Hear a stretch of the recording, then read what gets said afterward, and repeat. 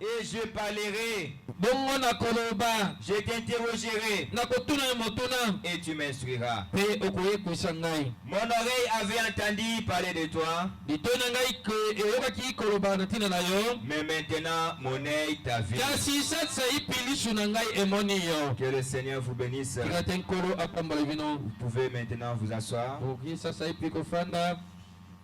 Ce soir, nous allons parler d'un sujet que le prophète Branham a intitulé. J'avais entendu, maintenant je vois. J'avais entendu, maintenant je vois. Nous sommes tous des chrétiens. On nous a parlé de Dieu. On nous a prêché de Dieu. Mais nous devons aussi les voir. Et quand on s'attend à quelque chose, c'est lorsqu'on a déjà entendu cela. Vous avez le désir de voir la chose en question. Vous avez le sentiment de voir la chose en question. Pourquoi vous voulez le voir? C'est parce qu'on vous a parlé de cela. Voilà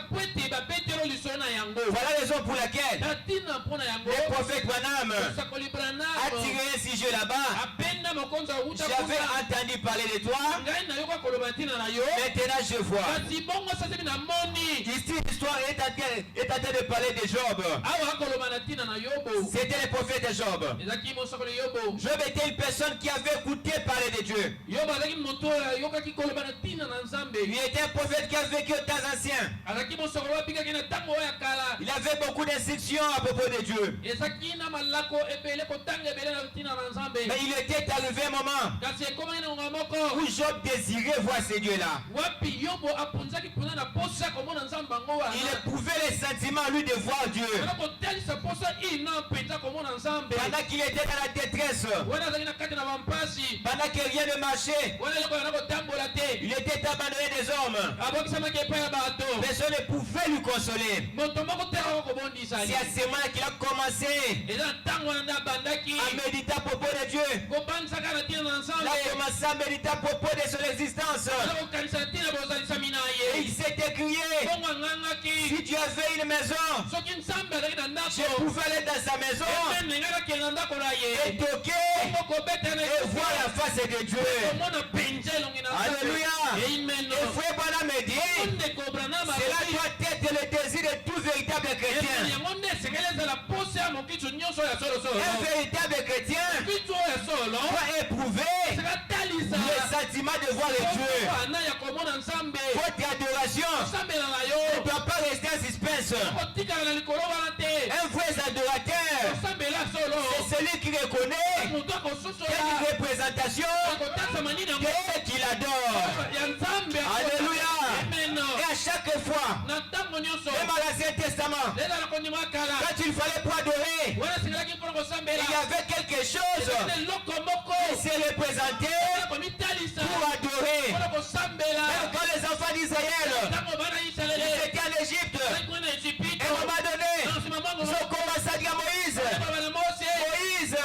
nous voulons une représentation, quelque chose que nous pouvons adorer. À cause de cela, on les avait fabriqués un serpent de rein, un veau d'or, un désir était de voir quelque chose lorsqu'ils adorent. Alléluia. Et nous aussi, comme étant de véritables chrétiens, nous attendons parler de Dieu. Nous attendons parler de la parole de Dieu. Comment est-ce que Dieu s'est manifesté dans tous les âges?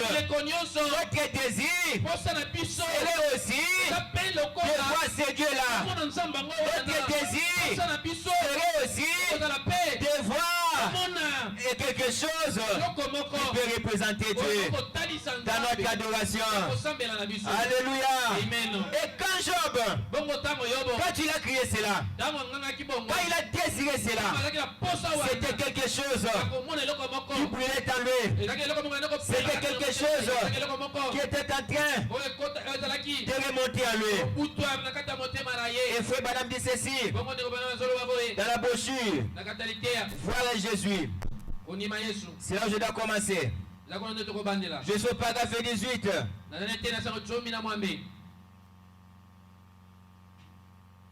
Il dit ceci. Voir Jésus. C'est prêché le 18 juillet 1954. Il dit, eh bien, les gens ne trouvaient pas du tout étrange que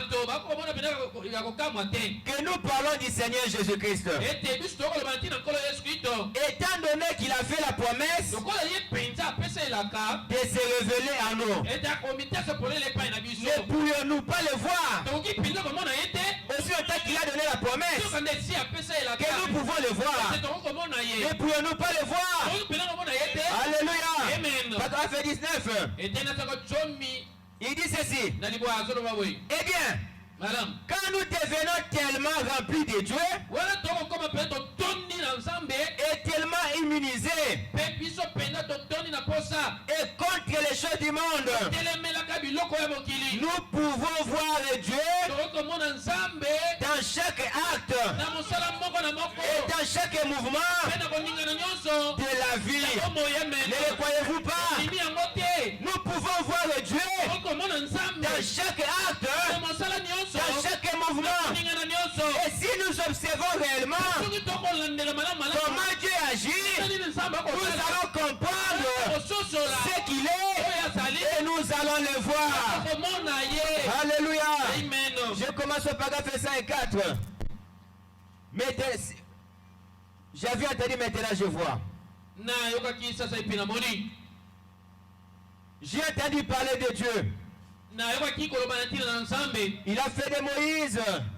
Il a fait de ceci et cela. Mais nous sommes aussi dans le temps où nous pouvons le voir. Où le désir de chaque chrétien doit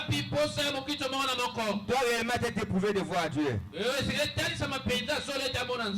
Il dit c'est ce paragraphe 54. Les élites de Dieu vers cela au temps de Noé, au temps de Moïse, au temps de Jésus, au temps des apôtres, au temps de Luther, au temps de Wesley, au temps des pentecôtistes, parce que c'était la semence qui était sur la terre lorsque cette inspiration fut déversée. Maintenant, pendant que l'inspiration est répandue pour rassembler l'épouse, ce sont seulement ceux qui sont élus qui verront cela. Il dit ceci. Jésus a dit, je te loue Père, que ce que tu as caché ces choses aux sages et aux intelligents, que ce que tu les as révélés aux enfants qui sont disposés à prendre cela. L'inspiration doit frapper cela. Il dit ceci. Lorsque l'inspiration ne le frappe pas, cela fit la fin. Il avait alors. Maintenant, nous voyons que le temps de crise vient lorsque la pression est là. Et regardez autour de vous aujourd'hui. Regardez la condition dans laquelle nous vivons aujourd'hui. Ne vivons-nous pas dans une Sodome et Gomorrhe? Moderne aujourd'hui. Le monde n'est-il pas revenu à cela? C'est fut un monde des gentils qui fut alors détruit par le feu. Jésus n'a-t-il pas dit dans Saint-Luc au chapitre 17 verset 28 29 et 30, ce qui arriva au temps de Sodome et Gomorrhe, et même au jour du Fils de l'homme, lorsque le Fils de l'homme s'est révélé. Que veut dire révéler? C'est fait connaître un secret. Une révélation s'est révélée pour faire connaître un secret. Et c'est là, ce n'est plus le temps qui était passé. Cela doit se faire au temps de la fin. Il y a un secret qui doit être révélé. Il y a une révélation qui doit être divinement révélée. C'est que dans Luc 17:30, avant que cela puisse arriver, et frère Bala me dit, c'est comparable au temps de Sodome. Et quand Sodome était au point d'être brûlé, qu'est-ce qui s'était passé? Il y avait la révélation de Dieu et c'était pleinement dévoilé. Abraham, il avait reconnu le créateur des cieux et de la terre dans la chair humaine. Alléluia. Quand Abraham l'a vu, après cela, c'était la destruction de Sodome et Gomorrhe. Et frère Balaam dit ceci, aujourd'hui, ne vivons-nous pas dans cet état de Sodome et Gomorrhe? Et de la même manière que ça s'était passé ainsi, il y a un secret qui doit être révélé. Et la chose en question, c'est Dieu qui doit retourner sur la terre pour se révéler comme au temps d'Abraham. Alléluia. Jésus a dit, quand votre père Abraham a vu mon jour, c'était tressailli de joie. Et il a dit, avant la fin du monde, il va se révéler encore. C'est une promesse qui est donnée au temps de la fin. Et nous retournons encore à l'Ancien Testament.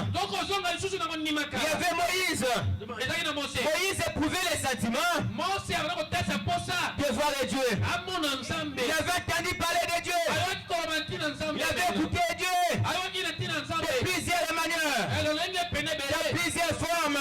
Il y avait la colonne de feu. Mais à un moment donné, il a dit, maintenant, j'aimerais te voir. C'était son désir. C'était ça le désir de l'homme. Et Dieu lui a dit, Moïse, je dois passer. Mais toi si les rochers.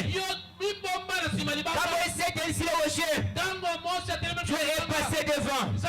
Dieu est passé devant le rocher.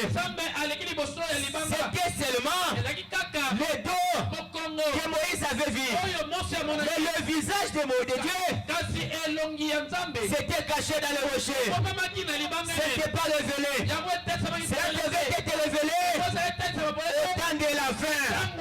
Et laissez-moi vous dire, aujourd'hui, le visage de Dieu qui était caché à Moïse, cela est révélé et gravé dans les rochers. Alléluia. Aujourd'hui, c'est lui qui s'était révélé chez Abraham, que Jésus avait parlé de lui. Aujourd'hui, il s'est pleinement révélé. Et je vais plus loin. Le nom de Dieu, les noms de Dieu, les noms de Dieu qui étaient cachés au bout des âges, qui étaient cachés à Moïse au temps de la fin, dans les rochers, vous allez voir le visage de Dieu, vous allez voir le nom de Dieu. Il y avait les montagnes, cela indiquait quelque chose. Aujourd'hui, le nom de Dieu est révélé. Le visage de Dieu est révélé. Si vous voulez voir Dieu, regardez au temps de la fin. Il y a un homme. On a entendu parler de lui. Mais aujourd'hui, nous avons vu. Qui est-ce? Un homme qui a représenté Dieu dans l'âge de la Odyssée. Alléluia. Aujourd'hui, quand vous entendez cela, c'est ça la joie dans votre cœur. Cela élève nos cœurs. Pourquoi nous vivons au temps où la révélation de Dieu n'est plus cachée? Jésus a dit, je te loupé, d'avoir caché ces choses aux sages et aux intelligents. Mais Dieu a révélé cela aux petits enfants. Pourquoi ce qui est ta mère d'être écrit, les enfants de Dieu ont écrit cela. Alléluia. Est-ce qu'on peut lire quelque chose? Frère Balam dit quelque chose ici.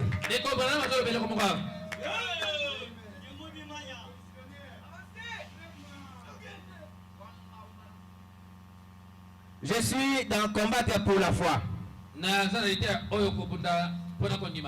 Nous devons connaître Dieu dans ses actes, dans chaque mouvement. Combattre pour la foi, paragraphe 23. Je suis au paragraphe 23. C'est prêché le 20 juin 1955. Écoutez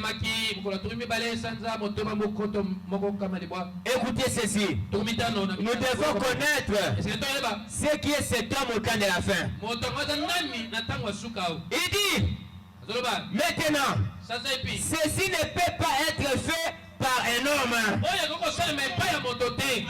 Et je suis sûr que vous les chrétiens, vous comprenez ma position à présent. Je représente votre Seigneur et Sauveur. Le Seigneur Jésus, soyez vraiment respectés et soyez pas répondre lorsqu'il vous appelle. Il y a un représentant de Dieu aujourd'hui. Si vous connaissez sa position, c'est William Marion Branham. Aujourd'hui, quand vous reconnaissez ce qui est Dieu aujourd'hui, c'est ça la vie. La véritable expiation, c'est lorsque vous reconnaissez Dieu dans la chair humaine. C'est le bien caché. C'est déjà révélé. C'est déjà révélé. Ce que nous devons faire, c'est aller de l'avant. Alléluia. J'avais entendu. Maintenant, je vois. Qu'est-ce que tu as vu? Qu'est-ce que tu as vu au temps de la fin? Est-ce les dos? Est-ce que tu as vu les dos? Tu as vu qu'au temps de la fin, il y a un homme. Celui qui nous a représenté, celui qui a montré le visage de Dieu. Si vous voulez voir la main de Dieu, il y a la main de Branham. Chaque mouvement, chaque acte, observez bien la vie de Branham. Vous allez comprendre que ça c'est Dieu qui est dans l'œuvre. Alléluia. Le temps est arrivé. Le temps est arrivé. Nous sommes un peuple que Jésus parlait. Nous sommes un peuple qui était attendu par tous les prophètes. Alléluia. Est-ce que j'ai pas fait quelque chose? L'Éternel n'a-t-il pas parlé qu'à Moïse? L'Éternel n'a-t-il pas parlé qu'à Moïse?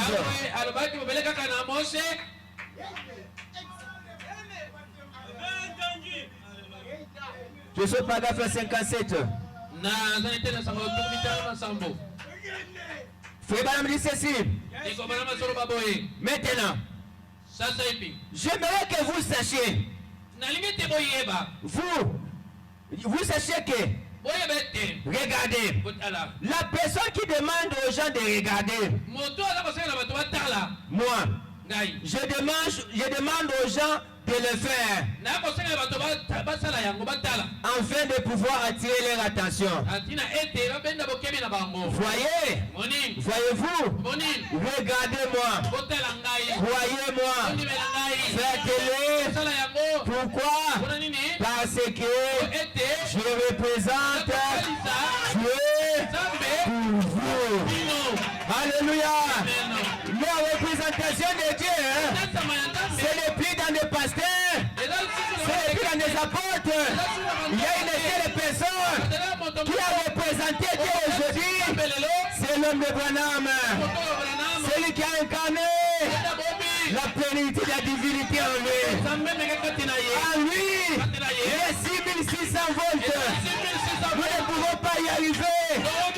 Quand vous touchez là-bas, c'est le danger des morts. C'est le danger des morts. Il est élevé. Il est élevé. Nous le sommes en bas. Pourquoi? Nous avons reconnu Dieu dans notre âge. Ceci, ce n'est plus pour Israël. Pour Israël, Dieu s'était manifesté dans le corps de Jésus. Mais cette fois-ci, ce n'est plus dans ce corps ici, c'est Jésus avec la calvitie. C'est Jésus est en Amérique. Le temps a changé. Il y a un homme qui nous a montré Dieu aujourd'hui. Si vous voulez être béni, regardez, reconnaissez que c'est Dieu est devant de vous. Il a dit, j'aime que les gens puissent me regarder. J'aime que les gens puissent prêter attention à moi. Pourquoi j'aime que les gens puissent regarder Branham? Parce qu'il représente Dieu pour nous. Alléluia. Est-ce que vous croyez cela? Que le Seigneur vous bénisse. Que le Seigneur vous bénisse. Je suis un doigt de personnage. Un doigt de personnage.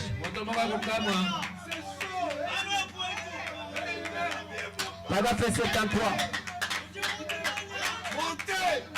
Paragraphe 73. Un doigt de personnage. Péché le 14 juin 1964.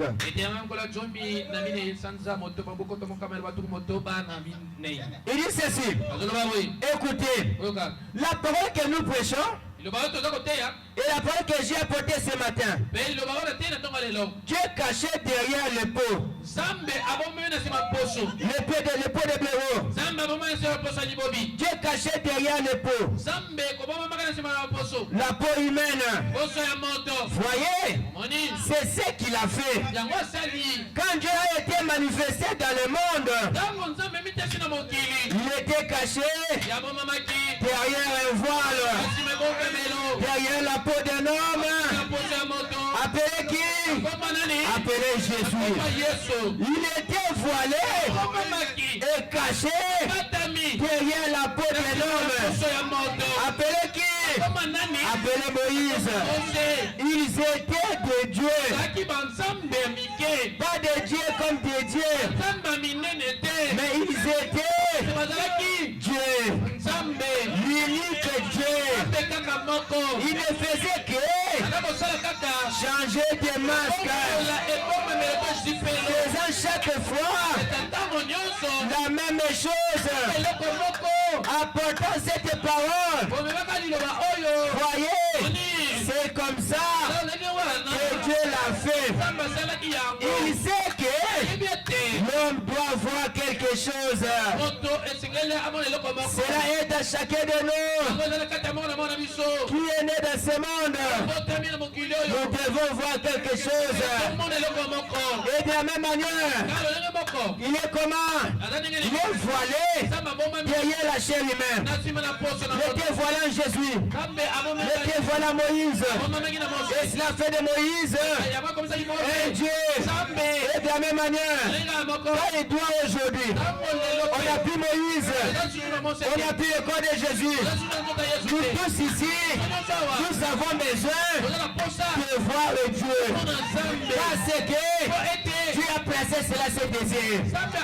Si nous voulons voir Dieu aujourd'hui, ce n'est plus un suspense. Ce n'est plus un esprit. C'est Dieu derrière la peau humaine.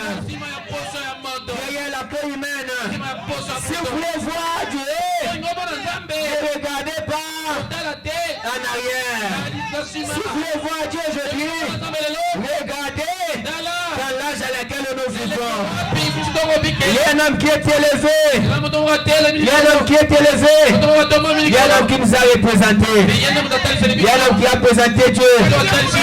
L'intermédiaire entre Dieu et les hommes dans ces temps de la fin. Si vous voulez voir Jésus, regardez Branham.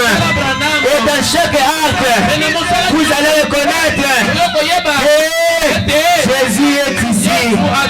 Jésus est ici. Il n'est pas volé dans un arbre. Il n'est pas volé dans une chaise.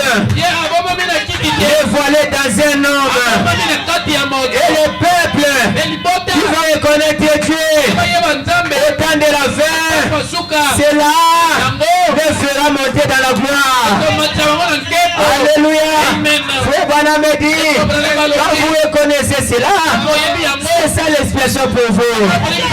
C'est l'expression pour vous. Ne cherchez pas cela ailleurs. Il faut reconnaître seulement ce que Dieu est. Il change de forme, il change de masque, il change de tout. Mais il y a une seule chose, il ne change pas, c'est sa nature. Il a discerné chez Abraham, il a discerné chez Abraham, en Jésus, il a discerné au temps de la fin. Quand nous voyons le même mouvement, le même acte, nous disons non, on nous avait parlé de Dieu. Maintenant, il y a Dieu. Maintenant, je vois. Alléluia. Aujourd'hui, il y a un homme qui a continué avec le ministère de Jésus. Il est venu pour achever cela. Le ministère de Jésus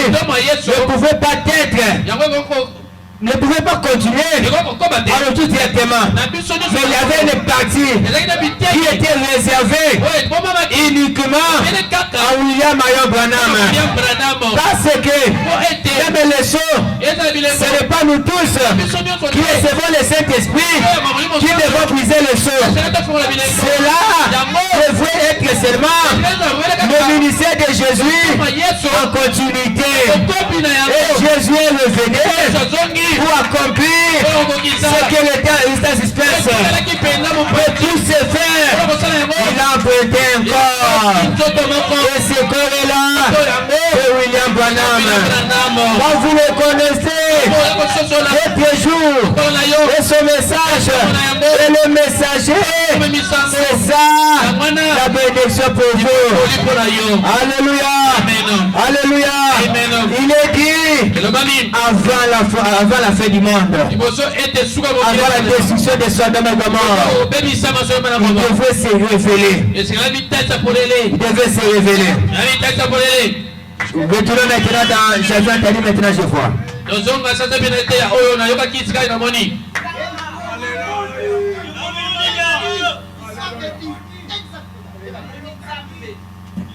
Je suis pas fait ça ici. Frère Branham dit ceci. Ces choses qui sont restées cachées pendant les âges de l'Église sont maintenant révélées. Porter à la connaissance. Maintenant, nous pourrions dire que si Dieu n'a pris pas cela, ce serait faux. Voyez-vous, Dieu n'a besoin de personne pour interpréter sa parole. Il est son propre interprète. Il avait dit un jour, une vierge concevoir, et elle fit ainsi. Il a dit que la lumière est soir et la lumière est fut. Nous ne vivons pas dans l'âge de Luther. Nous ne vivons pas dans l'âge de Wesley, dans l'âge pentecôtiste. L'âge pentecôtiste était seulement une restauration des dons qui revenaient dans l'église. Mais nous vivons maintenant dans le temps du soir. Nous vivons dans un temps où l'épouse est appelée.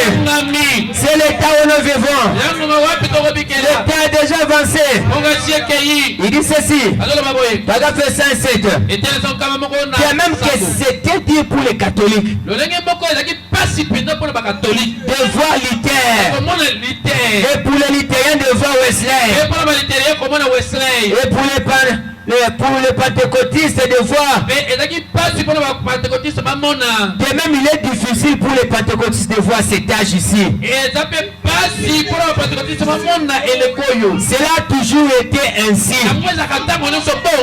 Dans notre âge ici, les pentecôtistes ne pourront jamais voir cela.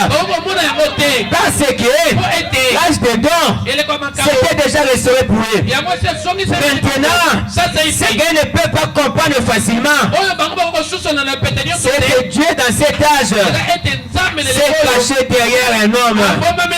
C'est que Dieu dans cet âge, Dieu est devenu un homme.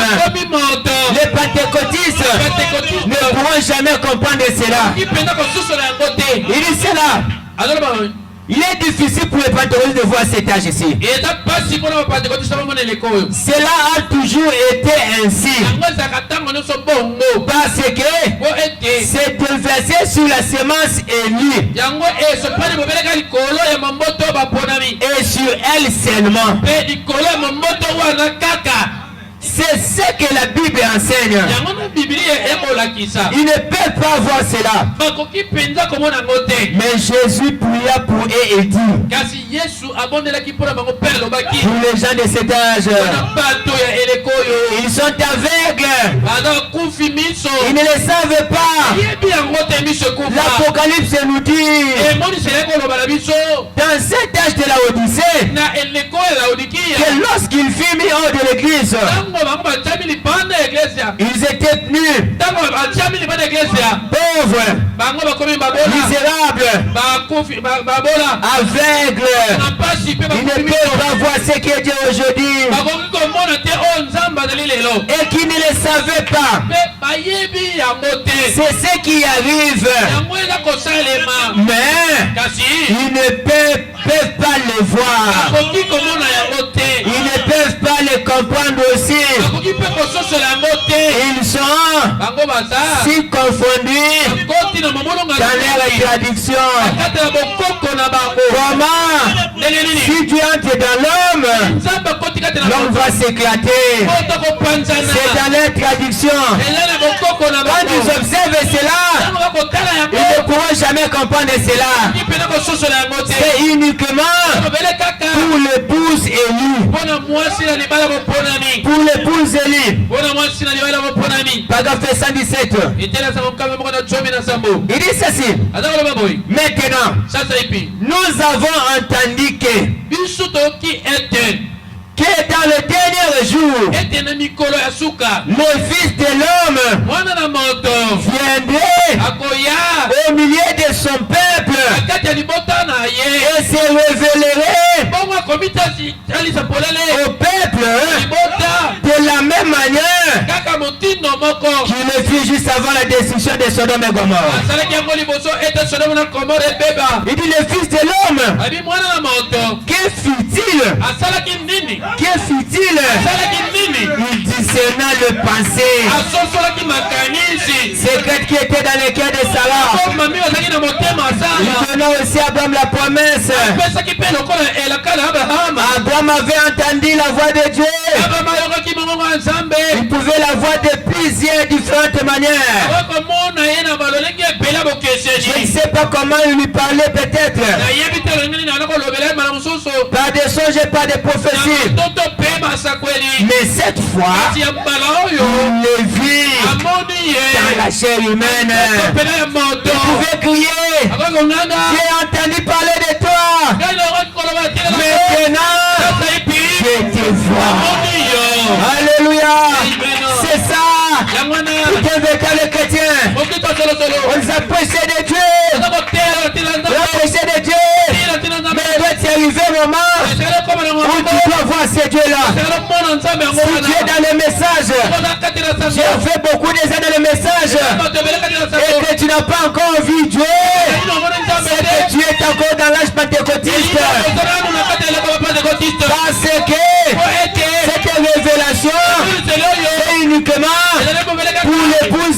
si tu n'as pas encore reconnu le visage de Dieu, aujourd'hui, il faut mieux de quitter le message. Parce que aujourd'hui, notre message est une promesse que le Fils de l'homme doit se révéler au milieu de son peuple. Alléluia. Si vous croyez que Branham est le messager de Dieu et qu'il est parti sans que cette promesse soit accomplie, c'est que l'homme c'est un faux prophète. Mais nous savons que tout a été déjà accompli. Tout a été déjà accompli. La l'ouverture des sceaux, tout était déjà accompli. Rien ne restait en suspense. Toutes les mystères de Dieu. Comme dans Apocalypse 10. Toutes les mystères de Dieu étaient comment révélés, étaient accomplis. Rien ne restait encore. Nous vivons dans cet âge-là. On avait entendu parler de lui. Maintenant, nous l'avons vu. Est-ce qu'il y a quelqu'un qui a vu Dieu aujourd'hui? Je suis paragraphe 116. L'église a entendu parler de Dieu. Ils ont lu à propos de lui. Vous avez le brochure, vous avez la Bible. On vous a parlé à propos de lui. Ce qu'il a fait et les promesses qu'il a faites dans la Bible. Mais maintenant, ce n'est pas que nous les verrons. Il dit ceci: nous le voyons de nos yeux. Nous le voyons de nos yeux. La même chose que Job. Et maintenant, nous pouvons crier: j'ai entendu parler de toi, mais maintenant je te vois. Oh là là, quelle différence! Quelle différence! Alléluia. Quand vous voyez cela, ça fait une différence. Ça doit créer une différence. Alléluia. Je dois continuer. Alors au paragraphe 180. 182. Commençons 181.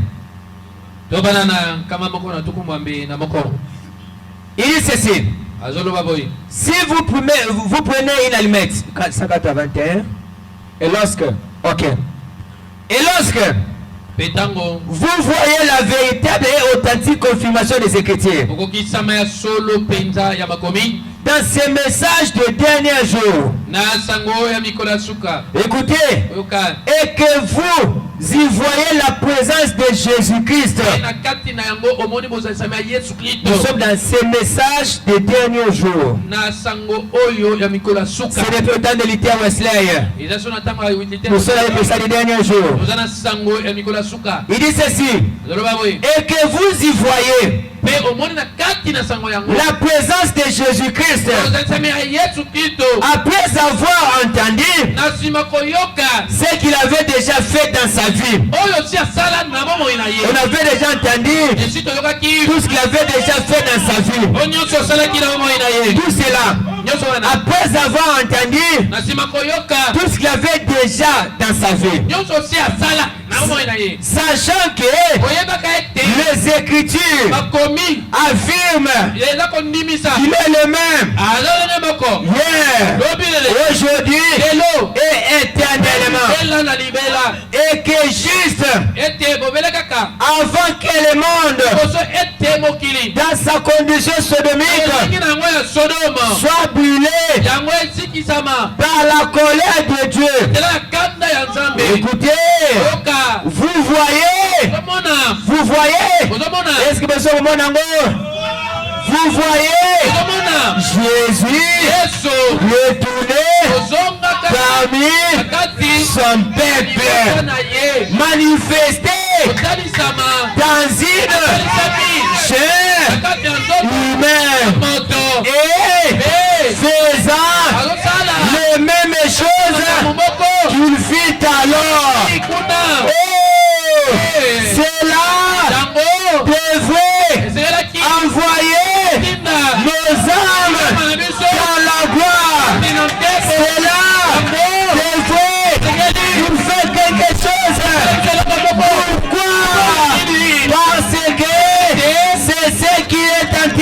Que le Seigneur vous bénisse.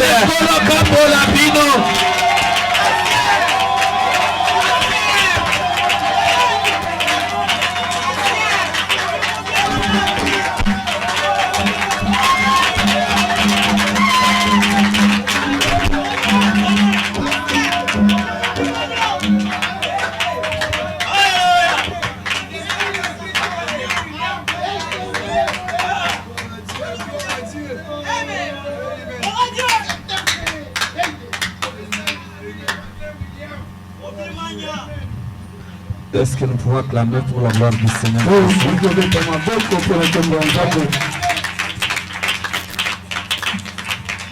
Pour cette puissante prédication de ce soir.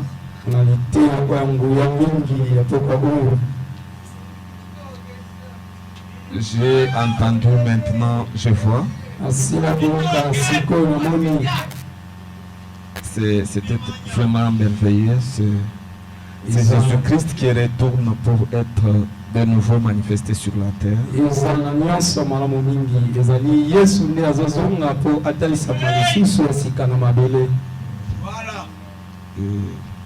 Et sur la terre, il est représenté. J'ai aimé cet aspect des choses. Parce que vous savez, Dieu est toujours invisible. Tout ce que vous pouvez voir, ce sont les représentations de Dieu. Les voiles que Dieu utilise. C'est comme du temps de Job. Dieu est descendu. Sous quelle forme? C'était la forme d'un tourbillon.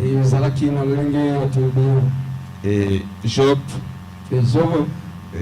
a crié pour dire mon Rédempteur est vivant. Même si les vers dévoreront ce corps, mais au dernier jour, je me tiendrai debout.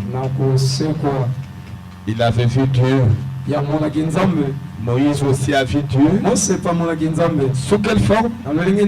Sous la forme d'une peau de l'homme. Il avait vu le dos. Et Daniel aussi a vu Dieu. C'était sous quelle forme? Et de la colonne de feu. Il avait vu aussi. C'était Noé, je voudrais dire. Noé a vu Dieu sous quelle forme? C'était sous la forme de l'arc-en-ciel. Et puis il y a aussi Enoch qui a vu Dieu. Il l'avait vu sous quelle forme?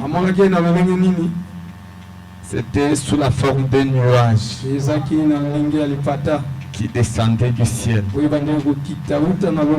Donc vous devez voir Dieu sous une certaine forme. Parce que Dieu n'a pas une seule forme. Et il n'a pas non plus un seul voile. Mais il peut changer de forme, changer de voile. Selon les circonstances, selon les temps, selon les dispensations. Maintenant, les formes là représentent Dieu.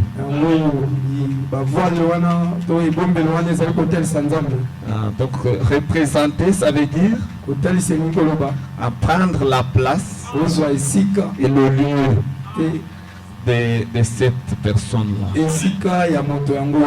C'est ça représenter. C'est-à-dire en réalité, vous ne verrez pas cette personne-là. Mais vous verrez seulement celui qui représente. C'est comme notre président. Il va à la Charte des Nations Unies pour nous représenter à l'ONU. Pour représenter la RD Congo. Quand on va appeler, maintenant c'est la RD Congo. On verra Félix Félix monté là-bas. Et il représente tout le pays. Quand on voit Félix, on voit toute la RD Congo. C'est ça la représentation. Mais c'est prendre la place. Voyez-vous? C'est comme ça. Parce que Dieu, vous ne le verrez pas. Mais vous verrez toujours ses représentants. Et même ce soir, il est toujours représenté. Frère Branham dit que le monde voit Jésus tel que vous et moi, vous le présentez. Chaque fils de Dieu représente Dieu. Et le monde voit Jésus-Christ à travers les fils et les filles de Dieu. C'est pourquoi la divinité doit être en vous. C'est l'unique façon pour le monde de voir Dieu. C'est la Bible, n'est-ce pas? Qui dit que quand vous croyez en Dieu, vous devenez les épîtres vivantes. Voyez-vous, vous représentez Dieu. Quelqu'un qui vous touche, il touche Dieu. Quelqu'un qui vous fait du mal, il fait du mal à Dieu. Paul, Pierre et les autres apôtres représentaient Jésus. C'est pourquoi quand Paul était sur le chemin de Damas, il allait faire quoi? Il allait persécuter les saints. Maintenant, la lumière que vous voyez sur la tête de Frère Branham a projeté Paul par terre. Maintenant, il a entendu la voix dire: Paul, pourquoi tu me persécutes? Et puis Paul a dit: Seigneur, qui es-tu que je persécute? Il a dit: je suis Jésus que tu persécutes. Est-ce que Paul allait persécuter Jésus? Non, il allait persécuter les disciples de Jésus. En réalité, persécuter Jésus, c'était persécuter les disciples de Jésus. Parce que Jésus a toujours été représenté par ses disciples. Et si quelqu'un a compris ça, qu'il dise Amen. C'est tout simplement merveilleux de comprendre ça. Nous allons nous tenir debout et pour chanter ce Dieu qui est invisible et qui a toujours été représenté. Nous allons le chanter dans son amour et dans son nom, qui est le même hier, aujourd'hui et éternellement, qui est le même Seigneur Jésus-Christ. Nous allons chanter tous.